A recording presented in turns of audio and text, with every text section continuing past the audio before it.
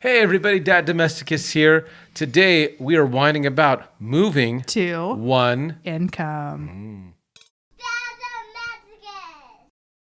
Woo, hey everybody, how are we doing? It has been a while since our last whining about. We've had a month. We have had a month. Oh my goodness. Okay, but first, we are whining about with this beautiful rosé. Now, here's the deal. As much as I love my craft beer, and we love doing very fun wines, this is our first Lebanese wine. Ixir, I-X-S-I-R. Wow, that's a Whatever. It's amazing. If you can get it. a really good rosé. We can rosé all day, by the way. Oh yeah. Yeah, I'm not above a rosé at all. Hey, cheers. Cheers. Okay, so last time, just a real quick update. We were doing this. I was quarantined in COVID. Obviously, he's doing fine. Doing very well. I had actually a very mild case, which I'm very happy for. Yeah, and I never got it.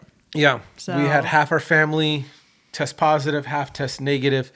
And yeah, it has been a ride since. We canceled so many plans. We had so many things that we thought we were going to be able to do, not happen. Yeah.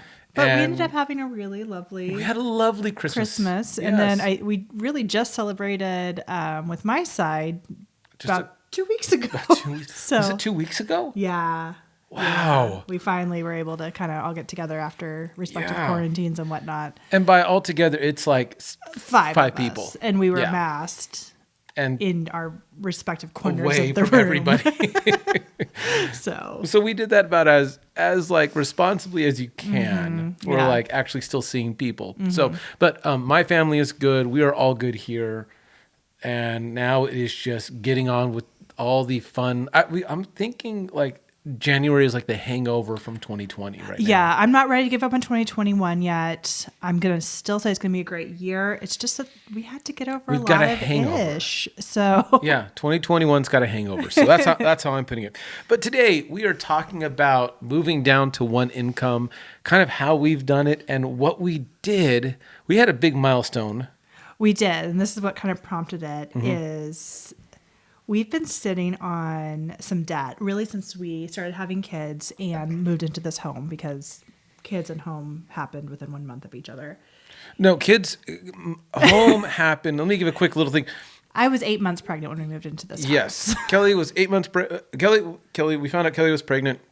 It started a job, and then we knew baby was coming, and we were looking for housing, and had a house that we loved that totally fell through. At month 7 for you.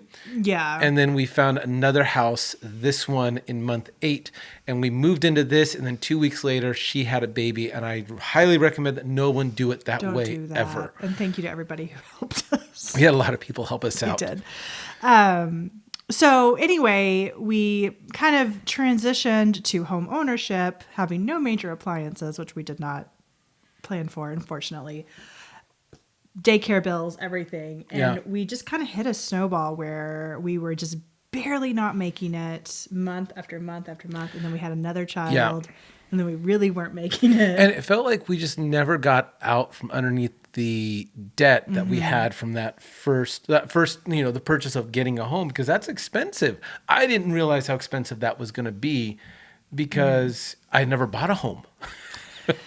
We'd always moved, and we would move stuff to stuff to stuff, but then you buy a home and it's like, oh yeah, now I need I didn't know I was going to need a circular saw. Well, we didn't even have a fridge, washer, dryer. Yeah. So anyway, we learned a lot. Yeah. And actually the beginning of 2020, when COVID hit, we had already started moving to trying to get that debt paid down and trying to make some changes. And then when Alan left his job, we all of a sudden also had to contend with even less than... Now, I will say this. In going down from one job, okay, I'm going to do one thing real quick, and I'm just going to go blop. Oh, okay. Thank you. Yeah.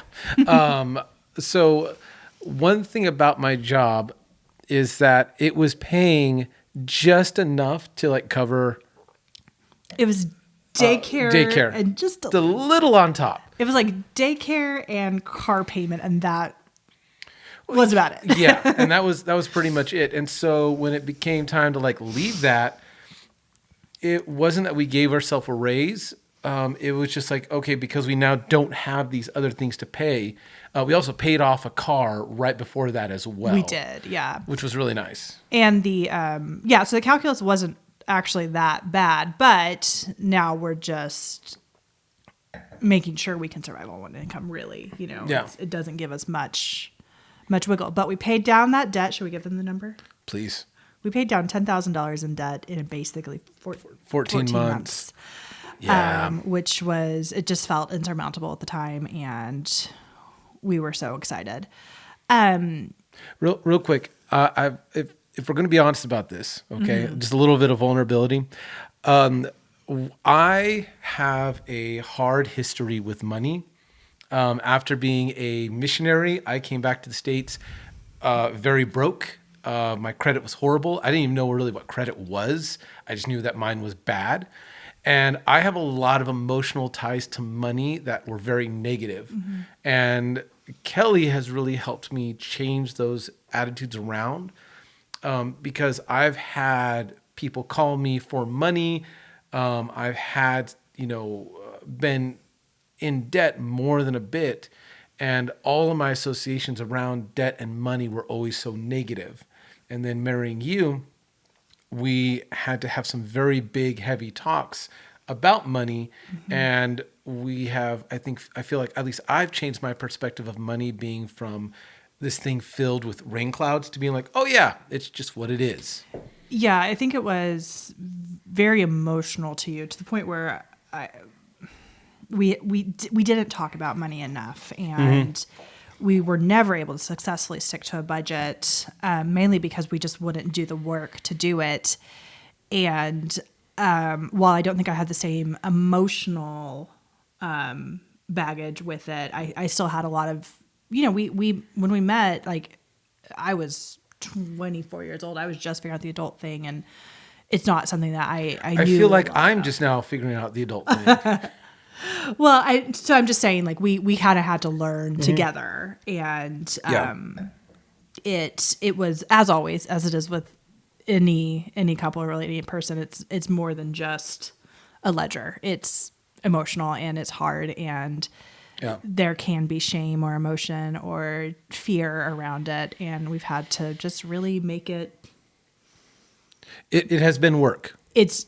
Well, yeah, but I feel like we've successfully removed the emotion about it. It's just, we talked about it. That's what it is. The debt is. We're not ashamed. We're not mad. There's no fighting about it. Like, whatever that amount was, it was just our shared debt, and we had to work through it. So, I think kind of removing that emotion, and we never really fought about it to start. But no, we haven't really fought about money. There's definitely been emotions around it, I think, that we had to like process through more than like, we were both fairly open and honest about where we were before we got married, money wise. So there were no surprises there. And neither of us we both came into the marriage with debt. We went to private school. Pepperdine. Hey, Pepperdine. I didn't plan on like posting that out, but it was like, I've got a gray sweater. I didn't want to just like be all gray. So yeah. But yeah, no, we both came in with a lot, and then we're still paying down things, but this was a huge milestone for us. Okay, so we did a little over 10 grand in about 14 months. And so we're not going to give you a like, here's our proven plan to like pay down debt, but here's some of the things that we did that really helped us out. And we're hoping that this can help other people out too. We're hoping so. And one of the things that, as we were discussing what to do about this, I think when we went to tackle it, I'm a researcher, and so I was reading all these articles of what to do to reduce your this and have a budget and blah, blah, blah. And I honestly didn't find much of it terribly useful. For one, they were like, it was things like cut cable. I'm like, we've never had cable. We literally. I think you've brought things like that to me, and I'm like, we don't do this. We don't have that. We've always lived tight. We've never really had, we found leakage. We had fun when we had no kids. That's true. We did have fun when we had no kids. Well, we had fun when we had no kids, and we weren't really talking about money as much in our early married life No. because we were We had three enough. incomes and because I was working 2 jobs, you were working your job. And we had more than enough and it was a blast. But then it like real life caught up to us. But even that we knew was extravagance. Like Yes. it was. We were having fun. We would go on wine trips and buy a bunch of bottles and things like that. But it was never things that were like sitting in our monthly budget as things that could be cut because they just, the second that we moved to having kids and things like that, those expenses just left our budget. And so as I kind of went through these tips and tricks and whatnot, I was like, this is not useful to me. Or it was kind of, as I mentioned, these budgets, we're not good at doing that. And I know that weakness. And so I think I had to free myself from having a line budget. And I'll talk about that a little bit, like what we actually do for our budget, but it's not line item at all. And stick around for this because I think it really opened up my eyes to like how we can manage our money and keep visibility on it without having to be like $14 for subscription services, so. Because we've tried that and it was just, We failed. It just didn't, Yeah. and it didn't work for us. Yeah. All right. So You ready? let's get into it. Okay. All right. So tip number one. Number one. Oh, for me? I'm going. Okay. So this one actually started before moving to one income, but it was kind of something that we actually made a decision around COVID. And, like everybody, the world shut down and we decided really quick we wanted to vote for the restaurants we wanted to stay in business with our wallet. And so we stopped going to chain restaurants. We stopped going to fast food altogether. Not all altogether, but it cut by a lot. No, but during like those first few months, we were only eating local. Yeah, and by local we mean generally mom and pops. We ate. I'll put it this way: I love getting to know people at restaurants and things like that. Like there are several restaurants in the area, breweries, I'll say breweries, brew pubs, things like that, where I know the people making the beer or I know the people making the food. And for me, I saw my dollar as a way to support the places that I know I love. And so if I didn't already have a either emotional or physical relationship with that place, like I'd been to before and I liked the food, it like that was my goal, was to support the people that because it turned into the people I knew rather than the place. Right, exactly. So when we layered kind of we've got to tighten this budget down. Basically, not that we ate out a lot, but we would definitely grab fast food on, small group nights and things like that. And basically we said, we're going to eat out exactly one time per week.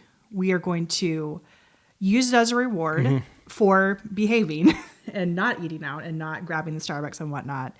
And we're going to go ahead and spend a couple more dollars because we wanted to go to those restaurants that we were. So it became this reward. And we started eating only food that we really loved out, which then moved to cooking in more, which we'll get to in a second. But basically and we're still doing this to this day. Like every once in a while, we'll have an extra like day out, today, timing wise, like we had a family thing come up and we were on the road this morning at 11. Kids from like all like morning, 9:30. We didn't get back into the house until we were eating lunch at like almost 12. Yeah. And so that was an exception because we have had our one eat out. We've already had a one eat out, but it was like, okay, if we didn't really have leftovers, and it's not to say that it's only one time a week out, but the way that we've decreased how much we go out to eat, and that I was thinking about this earlier. It's that we're trying to keep it as like a treat, you know? It's a treat. That's a good way to put it. We're trying to keep it a treat, not the staple, but like, oh yeah, I get to go eat here now. Yeah. And when I was looking through our budgets, like, especially like when Alan was working in an office, I've always been remote, but like there would be a little cafe, he'd forget to pack his lunch. And the same thing, I would like drop off the kids with daycare and be like, I don't want to make coffee. I'm going to run by Starbucks, get my cold brew. Things like that just the money was slipping through our fingers faster than we even realized. Yeah. And because it was all these tiny, tiny expenses. And frankly, it was usually coffee and food. So coffee and going out. I think our Starbucks runs have dramatically decreased. Oh my gosh. Yeah. Maybe. We went this week. I think once, maybe twice a month. Last week. Yeah. It's just not often. Yeah. And so that's really been our thing. And because it's a reward, it's a treat for us now. We just don't want it in other times because we know it's like, oh, I don't want to do that fast food because we're being lazy.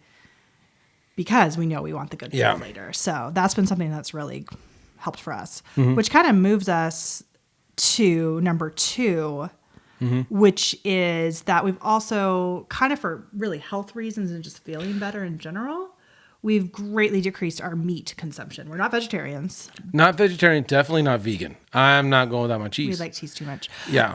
Cheese and eggs and all those things. Although And I'm never giving up bacon. We still do some vegan recipes. But. No, we like trying new things, but the idea that meat is a staple has really been a shift in our thinking. That meat as not a staple, I should say.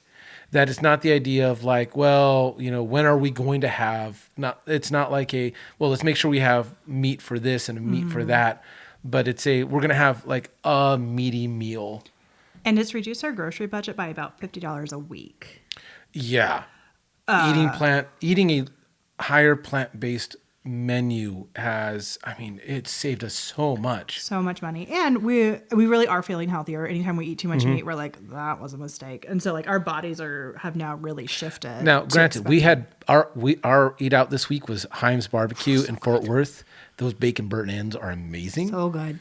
But I definitely felt like, oh yeah, I've eaten a lot of fat today. Yeah And I mean, you can tell in the way that we shop, we have this, they call it a farmer's market. It's really kind of just more like a little standing produce thing, but they only do they've got produce, eggs, tofu, beans, and that's it pretty much. Yeah, a lot of produce. And some canned goods. And some canned goods. But so we always go there first. And I've got one of those big old bags. It's supposed to carry 3 bags in your trunk. I think it's called a trunk save or something like that, but we just use that bag. So this thing is... It's a good 3 feet by 1.5 feet. And I buy and about a foot deep. Yeah, it's huge. We basically buy $60 of produce from them a week and we eat it all. It's insane. I can fill up our entire island with just our produce haul for the week. But because we're eating all that roughage, things like that, really once I go to the grocery store, we're just talking about milk for the girls, cereal, grains, cheeses, always cheeses. Cheese. But it's really helped our budget.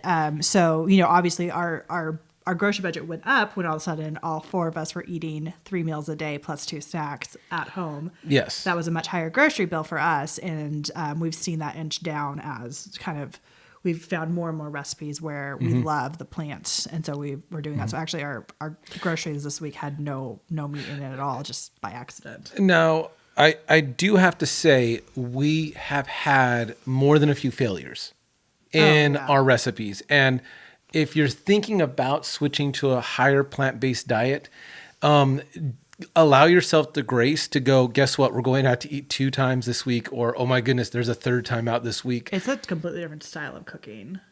At least for us, because I grew up in a family that has not meat every meal, but it was more meat in meals than not. Your grandpa was a butcher. So. Yes, my grandfather was a butcher. And so I am very closely tied to meat was how I grew up. And it's not that I'm by any means a vegetarian, but switching to this higher plant-based diet has been a full shift in how I think about cooking, because I can't rely on the beef to give me flavor or chicken to give me flavor. Now I've got to get creative, which I really love, because now I get to try out all these different styles and recipes rather than rely on meat fat to give the flavor. Yeah. And it really has been fun. I feel like we should actually switch to that, because I feel like that's going to lead nicely. Anyway,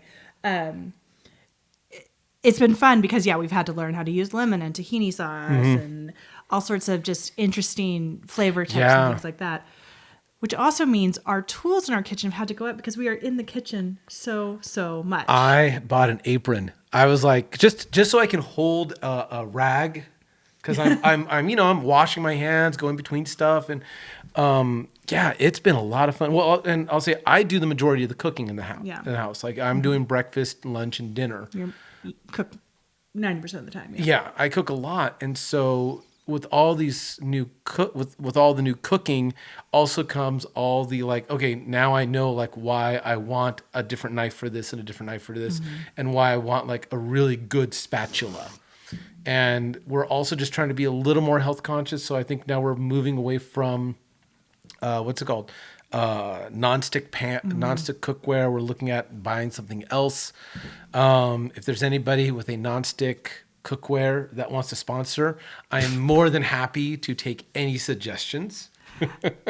So Yes. we have actually purchased quite a few things in the last few months that Yeah. have been kind of high ticket items. And I think this has been one of the hardest things for us to do because both of us were raised not wealthy. Yeah, and you use like I'll never forget my grandfather's knives in our kitchen were like you just see them go down, and then, you know, a chef's knife would become like a boning knife. And like, Mom, I know you're watching this, but we used to sometimes we'll still make fun of Mom because we'll be like, we found this cool new tool for our kitchen. She would literally use a kitchen spoon for everything. She'd be sitting there mixing the cookie dough with literally a tablespoon. And I don't think that was because we didn't have money to buy something nicer. It was just how she cooked. Well, and the same thing with my family. Like we just have the same. We use the same thing for everything. You use what you had, and I think that we've kind of learned the value of having good tools and also things that aren't going to break. Because that it sucks the money out of your budget, and we would really rather spend a little bit more and buy it once than have to buy it year over year over year because they keep on breaking or whatever. So we've kind of, Alan calls it buy once, cry once. That's from my brother-in-law, by the way. Oh, okay. There you go. Isaac told me that, and I was like, oh, I get that. Yeah. Which makes sense. He's financially smart. So Yes. So we've really focused our costs on the things that we think are going to be more helpful around the home that we're not going to have to replace.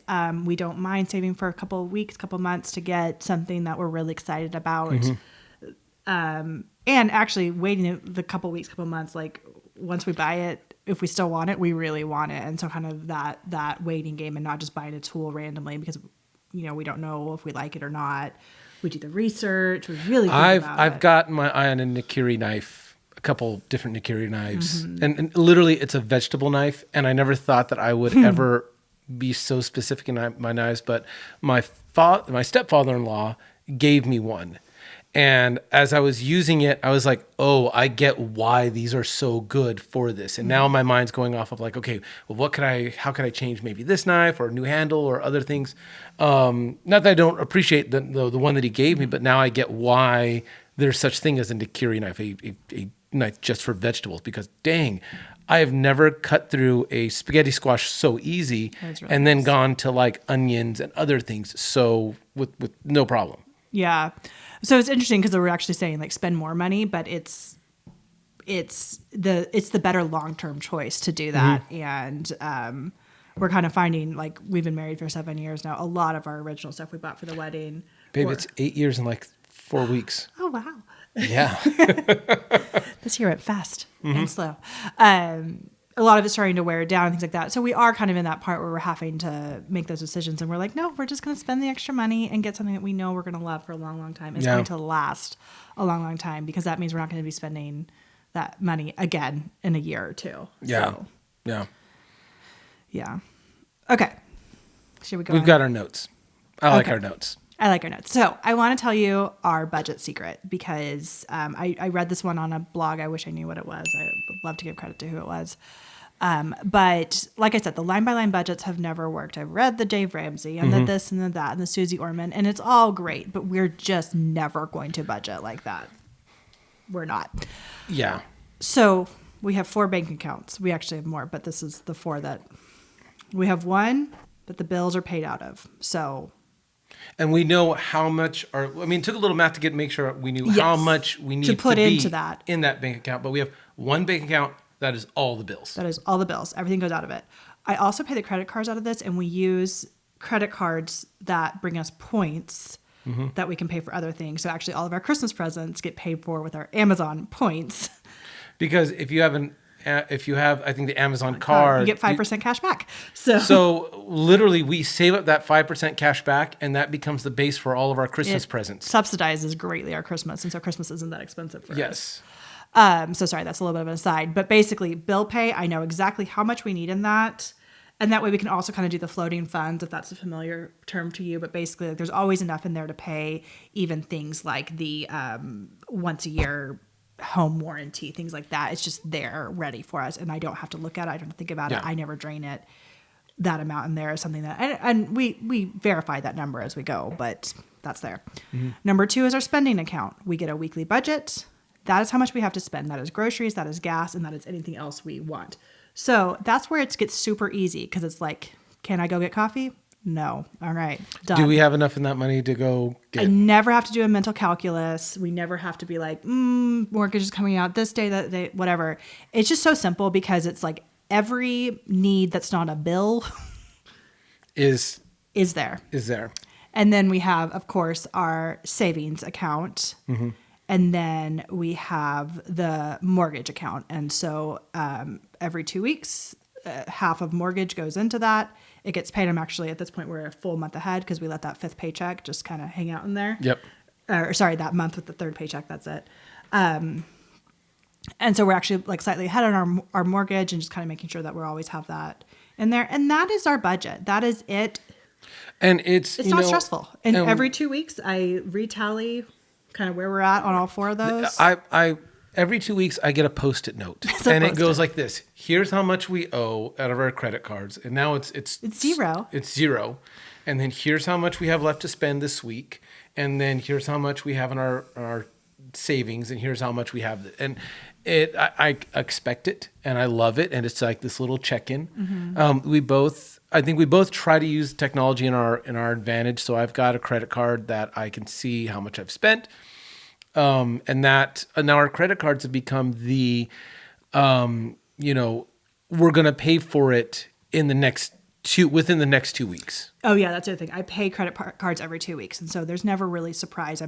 It's every 2 weeks I'm doing this activity. So literally when we started this, it probably took us 2-3 hours to like look at all our expenses, figure out what needs to go. We had to do a little bit of rebalancing. And then I spend 15 minutes every 2 weeks. That was a date night.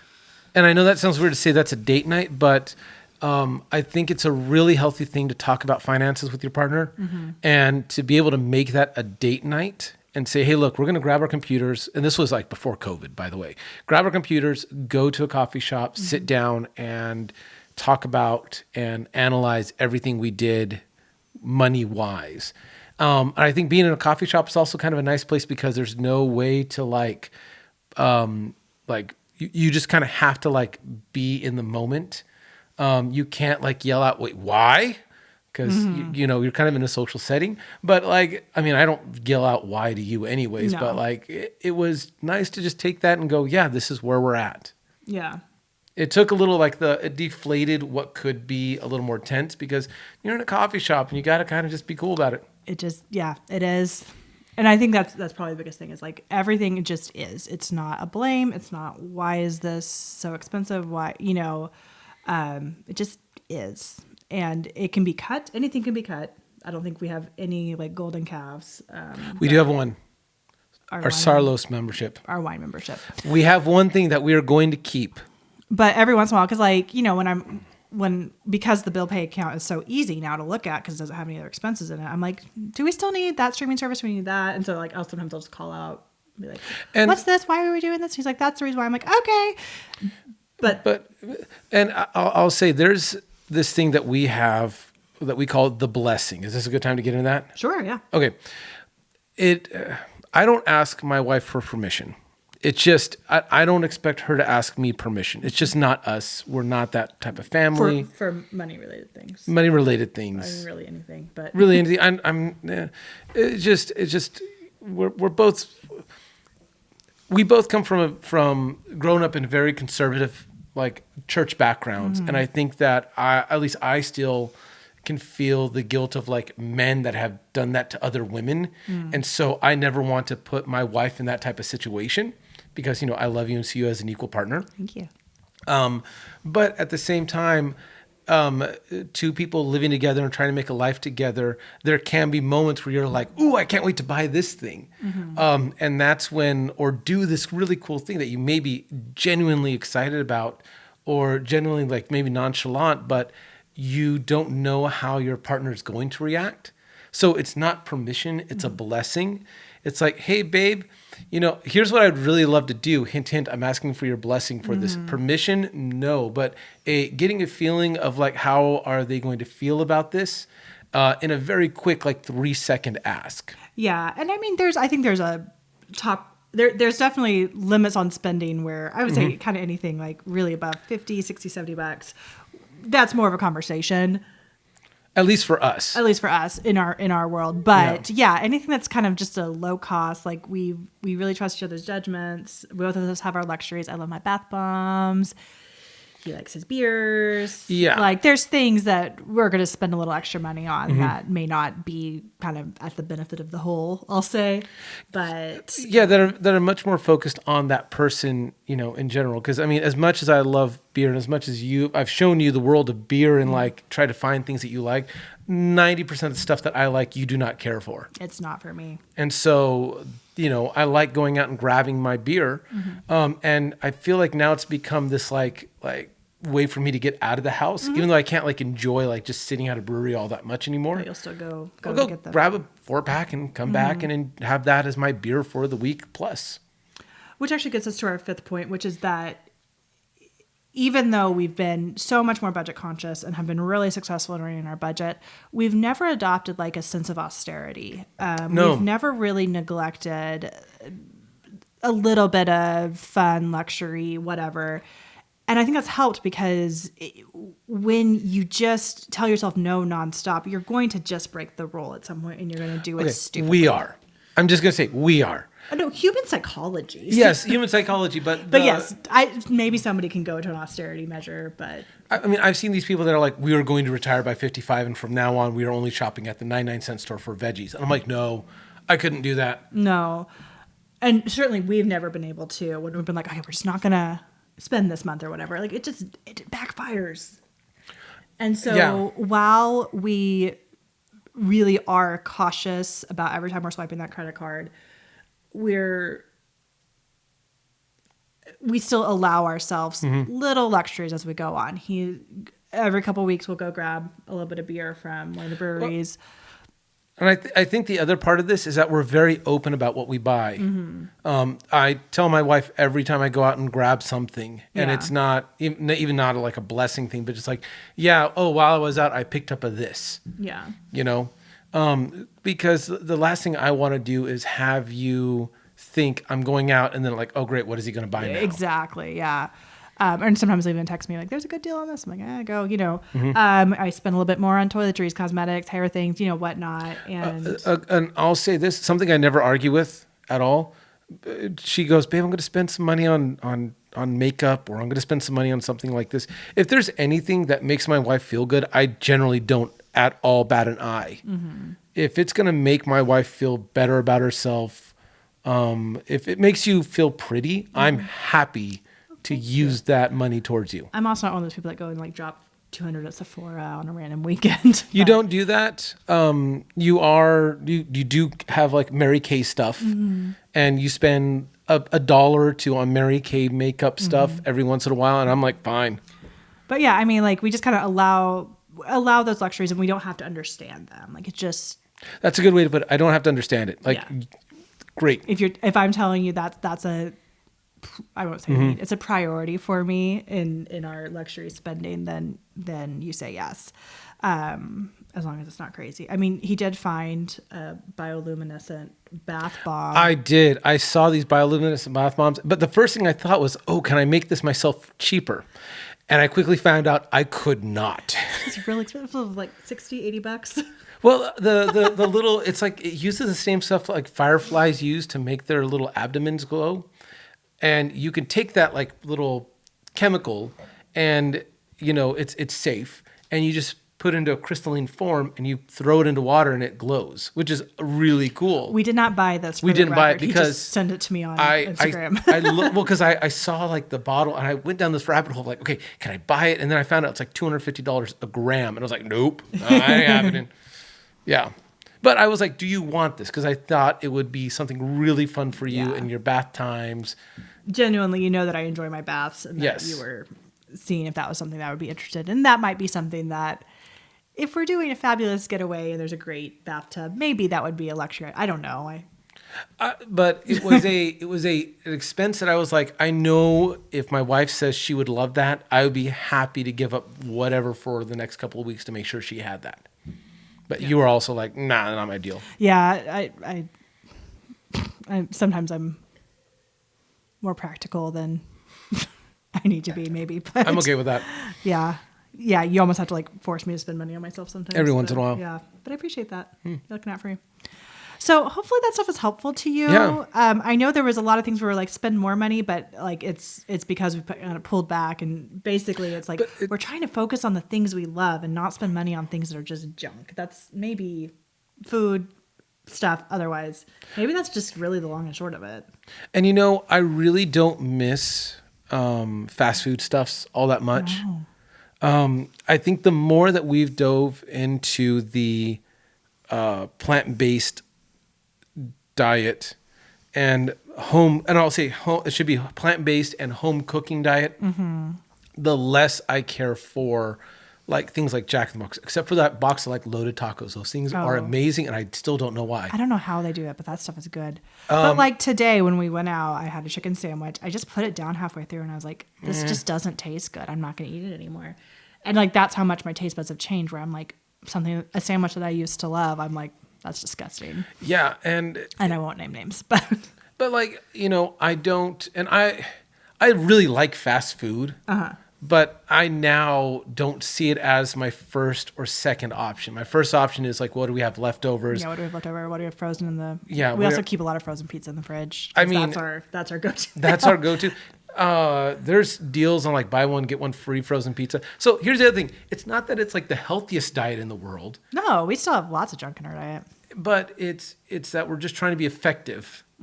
Yeah, but frozen pizza is kind of our weakness. Because it's 20 minutes and you're done. It's easy. It's faster than going to grab something when we're being lazy or that we definitely have. Yeah.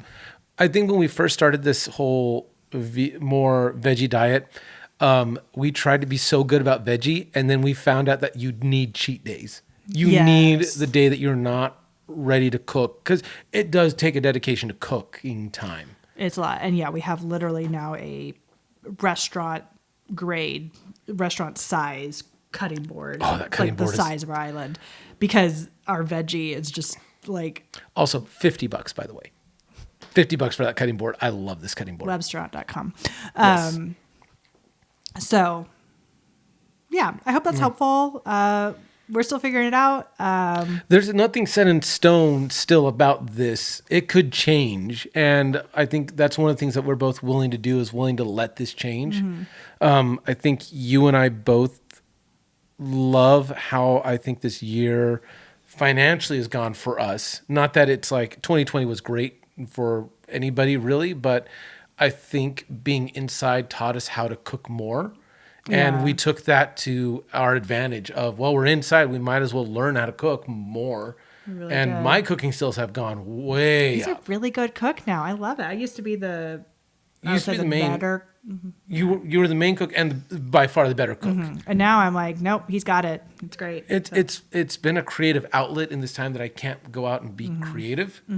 Yeah. It's been really good. And just having kind of a stated focus on finances has really just helped us. I think we're a lot more mindful.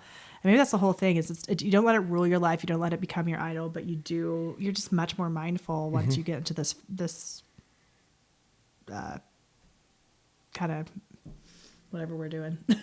It's just a change of mindset. Change of mindset. Yeah. Total change of mindset. So, all right. I think that's about it, babe. That's all we got. We good? Yeah. All right. Everybody, thank you so much for joining in. I really appreciate each and every one of you that watches, listens to this. I definitely answer every single comment. If you have tried something and failed budget-wise, is there something that's working for you? If, have you tried going more veggie based than not? How did that work out? Did you decide to go the opposite and go more meat? How did that work out for you? yeah, we're doing good, and we're going to keep on going on this train, I think, for a while. Yeah, it's been successful, and we're really trying to load up our savings. And we would love to move out of this house in the next couple of years. So we've got some remodels to do. And Yeah, we got some money to spend, and we're never going to like leave our like extra like little dollar for a bottle of wine. It's not our like normal. It's not like the normal as it used to be. But now I'm like, wow, I'm gonna buy a bottle of wine. Let's buy a bottle of wine. gotta enjoy it. Also, this bottle was only $20, and it is superb. That's a good one. Yeah. All right, everybody. Cheers. All right. Bye. Cheers.